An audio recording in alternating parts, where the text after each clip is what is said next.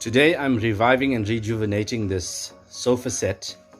So I was contacted by a friend who lives in the neighborhood, and he wanted to know if I could, just clean up the sofa. It's a three-piece set. It's been in the family apparently for close on 100 years. So, he wants to have it revived as a gift to his granny. So because of that reason, I took it on. So let's go have some fun.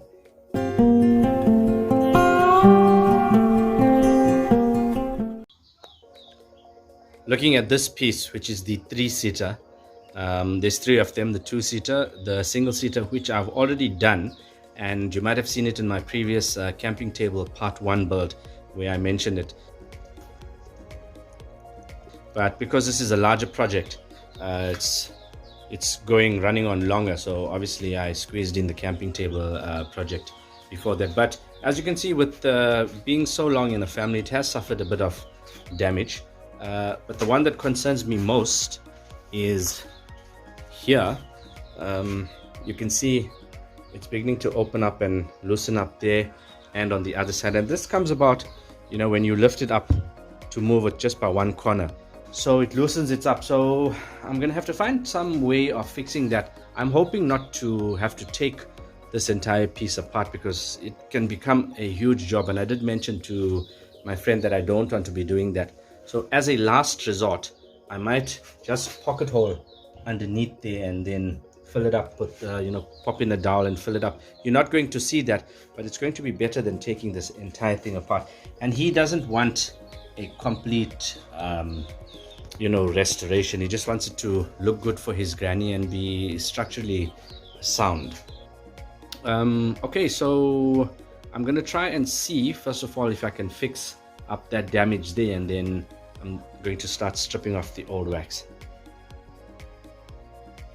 I've pocket hole there and it's pulled it nice and close, but as you can see I can't get that close enough.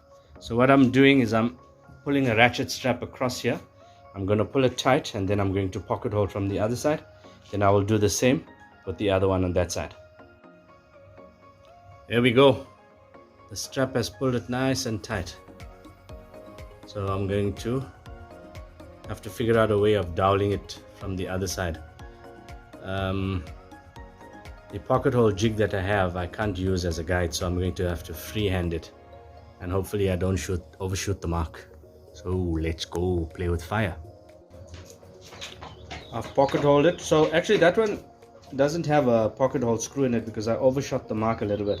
I was freehanding it, so that actually worked out way better because I drilled all the way through, so actually into that side, and I've pushed the dowel in, and you can see with the glue there's some nice squeeze out there, so I know that the glue's gotten in there quite nicely. So I'm happy with that. I'm going to give it a wipe.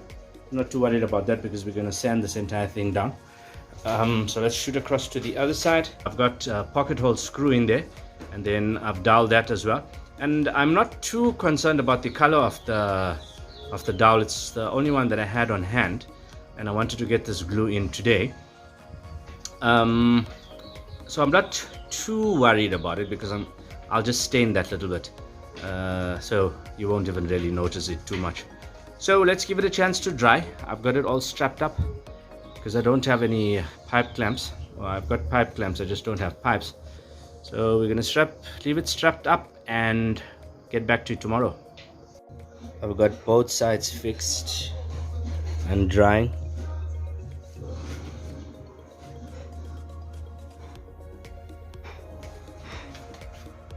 The next thing that I'm going to do now is start putting the stripper on this, so we can remove all of the stain and all of the old wax.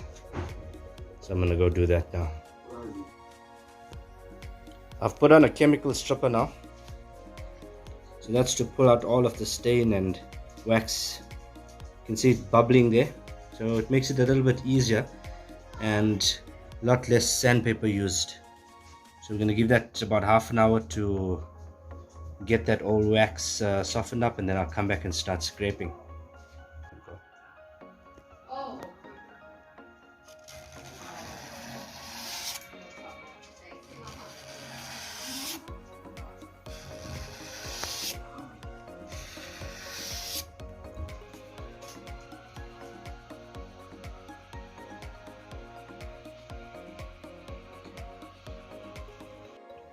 I just want to show you the difference between the stripped panel and the unstripped panel. You can see there. So the next process that I'm doing on here involves washing the wood. So basically it's mineral spirits with steel wool, and we give it all a good scrub. This is to actually penetrate into the fibers of the wood to remove any of the loose dirt and the old wax that we still didn't get out of the pores. So it helps the new coating to get into the fibers of the wood, and then obviously it helps preserve the wood better. So I'm going to go ahead now and give this entire thing a good scrub. Right, so you can see I finished the scrubbing process, and you can see the mineral spirit obviously reacting with the wood, giving it all a nice scrub. So this set's now ready for sanding. Next process that we go on to is sanding. I'm going to give it 3 stages of sanding. So I'll start with 80 grit, which is pretty rough, to get up most of the old scratches, or as much of the old scratches that we can get out. And then I'll give it with 120, and then I'll go down to 320, then give it all a good wipe before we actually start the recoating process.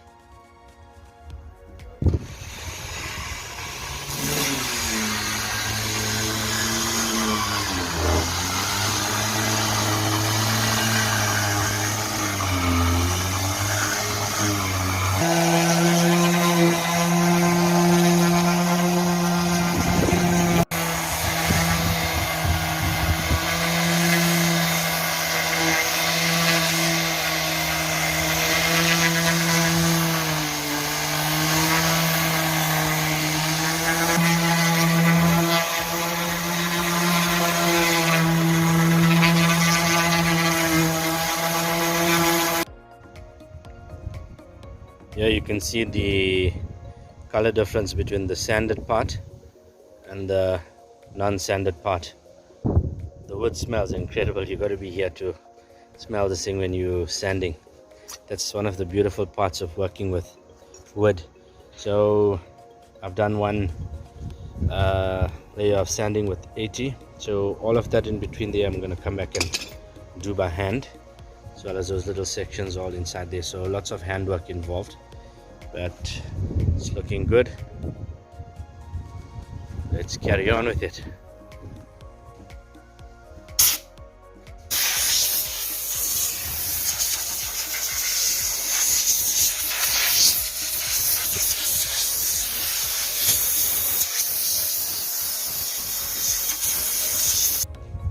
We're almost ready for coating now. So I've air dusted, and that's basically to blow all of the fine dust out of the pores. You can probably just make out there how the pores are quite wide open now, so they're waiting for the wax to penetrate, and that's exactly what we wanted. Something was eating away at the framework here, you can see. So I've sanded as much of that out as I possibly could, and in the gaps there was years and years of dirt build up and fluff build up. So I've managed to take that out. I'm more or less ready to start with the first level of coating. I'm going to give it a wipe down with a soft cloth, and then I'm ready to start putting in the first layer of wax. So let's go do that.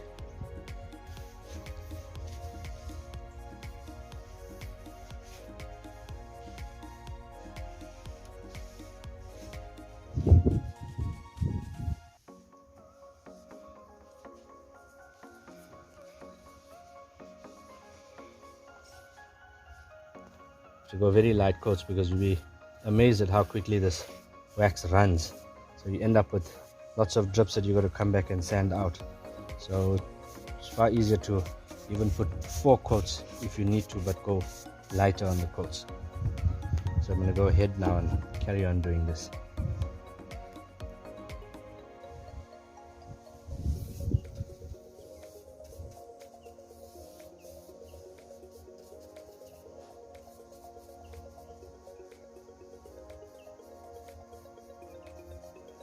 I've got the first coat of Polywax on, and it's looking good. So what I'm going to have to do is obviously leave that now for 24 hours to cure, and then sand in between, and then we'll go on and put the second coat. But while we're waiting for that to dry, I'm going to go on to my next project which I'm working on, which is my camping table, and I'll come back and put a link for that one. It's a part 2 of the build. So while I have a bit of spare time now, I'm going to wait for this to dry and then get on with the second part of that build. Okay, as you can see, I've gone ahead and sanded now after the first coat.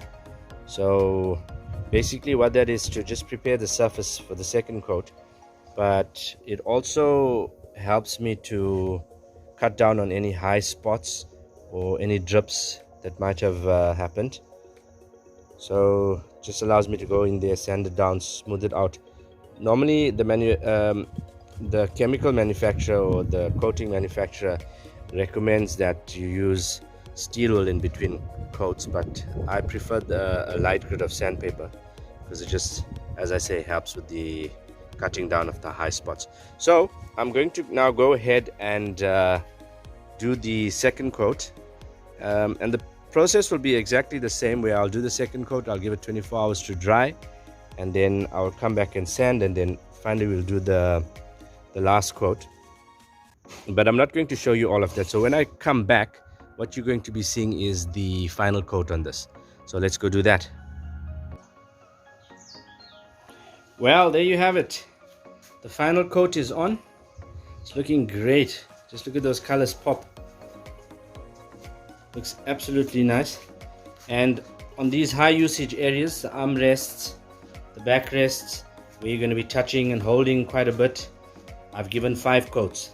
The rest of the sofa's got 3 coats, but I decided let me rather just go 2 extra coats on there just to make it stronger. So I'm happy with that. I'm going to call this the end of the video. Thank you for watching. Remember to subscribe to the channel, like, it gets my videos out there. The more likes I get, share the channel, and thank you for watching. Until next time, I'm out.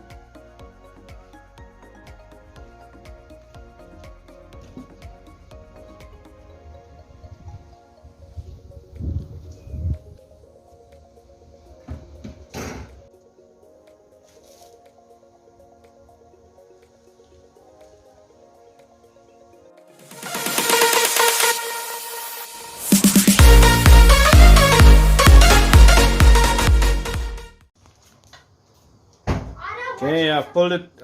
Rish. Door screw, and I'm not worried too much. Focus. The